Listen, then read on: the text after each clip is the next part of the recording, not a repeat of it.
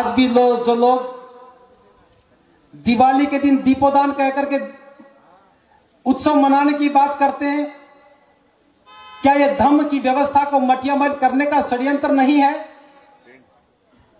कोई बुद्धिजीवी बताए कि दीपोदान में दिया किधर से जलेगा और दिवाली में दिया किधर से जलेगा। दीपोदान में दिवाली में कोई अंतर बता के बताए। हम बाबा साहब के मानने वाले लोग अगर बाबा साहब का अपना आदर्श मानते हैं तो बाबा साहब की बात पर भरोसा करना चाहिए।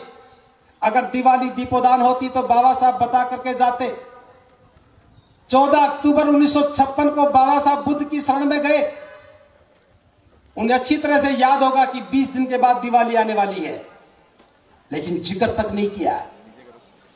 अगर उस समय भूल भी गए होते तो 20 दिन के बाद याद आ जाता, लेकिन बाबा साहब जानते थे कि यह हमारा उत्सव नहीं है, जिक्र करने की आवश्यकता नहीं है। जो हमारा नहीं है उसका जिक्र क्यों करें। लेकिन उत्तर भारत में बहुत सारे विद्वान पैदा हो गए जो बाबा साहब से ज्यादा विद्वान, जो बाबा साहब नहीं खोज पाए उन्होंने खोज लिया।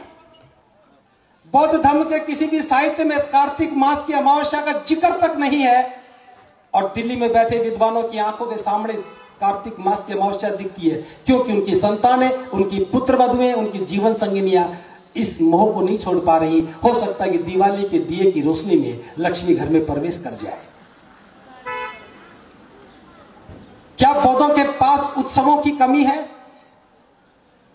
जब तक धर्म हमारे आचरण में नहीं आएगा हम कैसे बौद्ध बनेंगे?